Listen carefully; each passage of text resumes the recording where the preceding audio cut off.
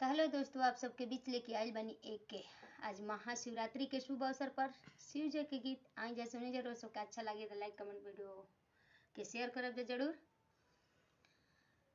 अरे कहाँ पौनिए शिव जी नाग छाप धोतिया, कहाँ पौनिए शिव जी नाग छाप धोतिया। तुहरो नई हरवा गौरा हमरो ससुररिया, तुहर नई हरवा गौरा हमरो ससुररी।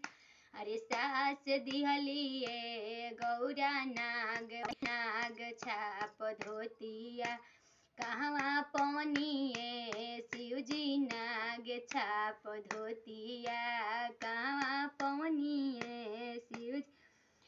अरे तोहरो नई हरवा गौरा हमरो ससुररिया, तोहरो नई हरवा गौरा हमरो ससुररिया।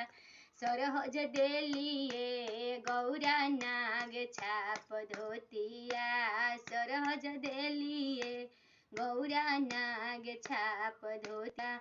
उहमे पवनिए गौरा नाग छाप धोतिया, अरे उहमे पवनिए गौरा नाग छाप धोतिया। जय भोले बाबा।